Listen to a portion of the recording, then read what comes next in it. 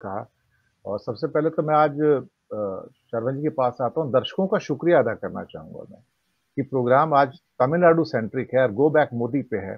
और इस समय अप्रॉक्सिमेटली 1850 लोग लाइव मुझे देख रहे हैं। 1850 लाइव जो लोग हमें देख रहे हैं। ये तमिलनाडु के ऊपर एक प्रोग्राम आया और उसको इतने लोग देखते हैं, तो बहुत सारे लोग कहते हैं ना कि भारत सिर्फ उत्तर भारत में बसता है। नहीं भाई, मैं तो न्यूज टाइम पे लगातार दक्षिण भारत के बारे में लगातार बात करता रहता हूँ।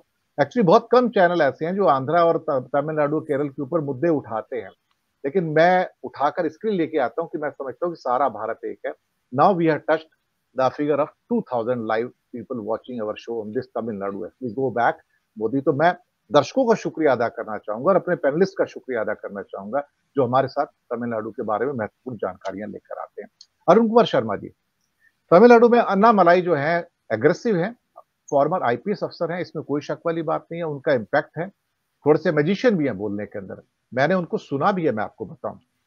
पर शायद वो बहुत छोटे हैं तमिलनाडु की राजनीति में। हो सकता है आज से 50 साल बाद उनके जैसा कोई व्यक्तित्व होता, जब बीजेपी स्ट्रांग होती थी वहां पर, तो वो कुछ जादू कर पाते थे। लेकिन वहां की राजनीति में चूंकि जो हीरो होते हैं ना, वो बड़े होते हैं, वहां पे हीरो वर्शिप बहुत है और एक पर्सनैलिटी सेंट्रिक जो चीजें होती है ना, और अगर वो तमिल है तो फिर तो बहुत बड़ी बात है। हालांकि अम्मा खुद शायद तमिल नहीं थी, मैं आपको बताऊं, लेकिन वो उसमें ऐसे रच बस गई थी कि जैसे उनको इग्नोर कर पाना मुश्किल था। हमारे रजनीकांत साहब भी देखिए तो ओरिजिनली आप पाएंगे कि वो मराठी भी बोलते हैं और महाराष्ट्र के अंदर तो बस ड्राइवर भी रहे हैं वो, और फिर उसके बाद वहां चले गए। तो जब आप तमिल में रच बस जाएंगे तो आप उनको हीरो बन जाएंगे, लेकिन अगर आप तमिल में रच बस नहीं सकते तो आप उनको हीरो नहीं बन सकते। उनको इस बात का यकीन होना चाहिए कि ये मेरा अपना व्यक्ति है, ये मेरा अपना व्यक्ति, ये मेरा अपना खास है, जो मुझसे जुड़ के रहता है, मेरे जैसा है।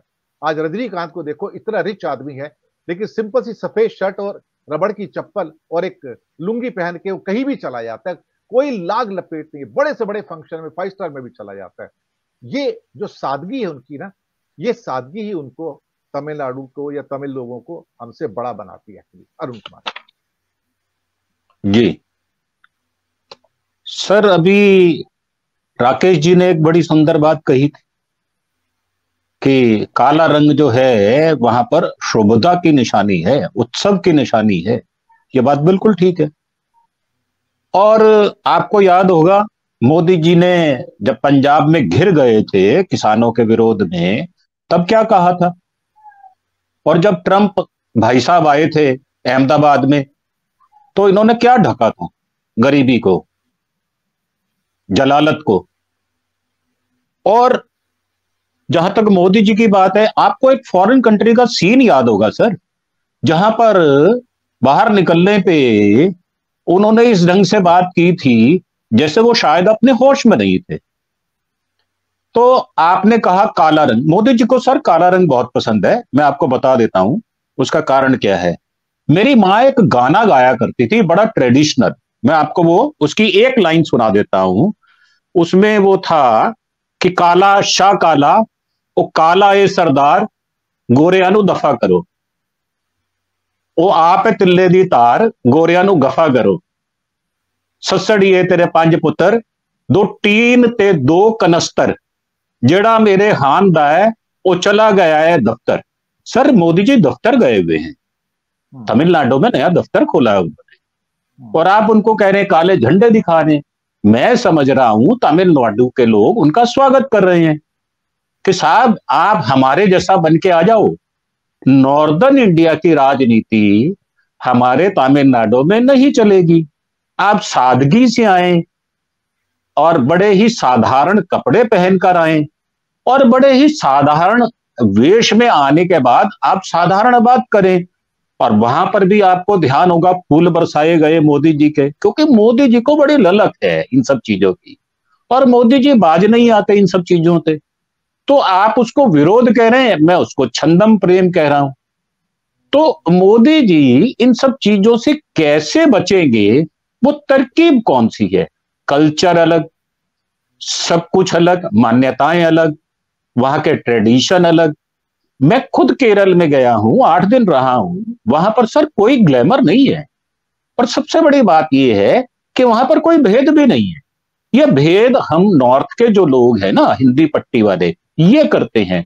अभी गिरीश भाई ने बहुत सुंदर बात बताई कि कैसे 1857 की क्रांति को 1883 में जन्मा हुआ व्यक्ति चिन्हित करता है।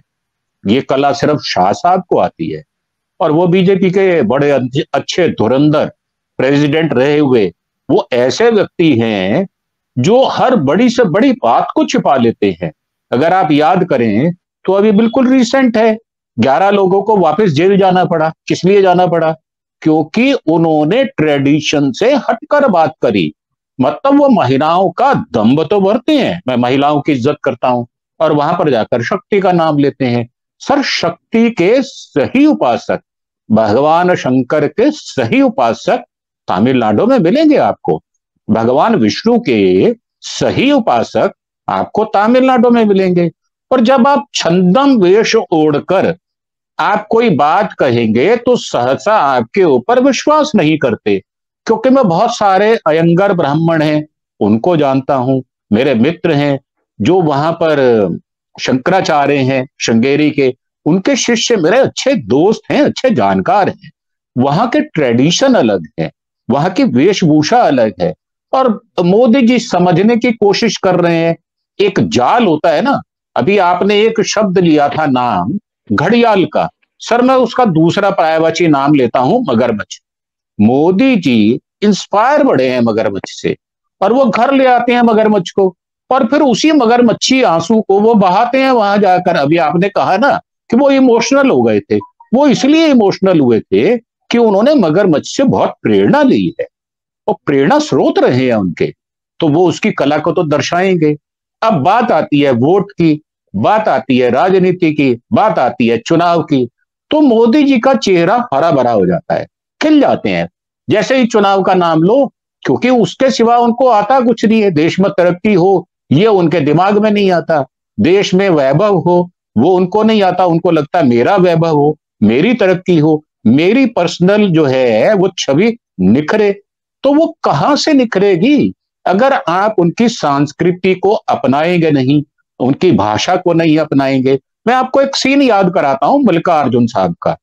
अभी बॉम्बे में एक अधिवेशन हुआ जो सारा ज्वाइंट इंडिया का, वहां मल्लिकार्जुन थोड़ी देर सिर्फ 3 4 5 सेंटेंस दूसरे शब्द बोले उन्होंने अपनी भाषा के, उसके बाद मराठी में धारा प्रवाह उन्होंने प्रवचन दिया। तो लोग उनसे जुड़ गए, उनको लगा कि मल्लिकार्जुन तो हमारा बेटा है, ये तो हमारा भाई है, ये तो हमारा पिता है, ये तो हमारा चाचा है। तो सर आप वहां पर जाकर रटे रटाए शब्द तो बोल सकते हैं, वो 3 5 7 8 11 भी हो सकते हैं, परंतु क्या आप वहां की संस्कृति को, वहां की मान्यताओं को अपनाते हैं? बिल्कुल नहीं। यही से मोदी जी का फेलियर शुरू होता है और गो बैक के नारे सड़कों पर आ जाते हैं। तो यह कारण नहीं है और पहली बार नहीं है। अब मोदी जी को समझाना मुश्किल है क्योंकि वो किसी की सुनते नहीं है। मोदी जी की जो चौकड़ी है, उनके इर्द गिर्द रहने वाले लोग हैं, उनको क्या सलाह देते हैं उनको समझ नहीं आता।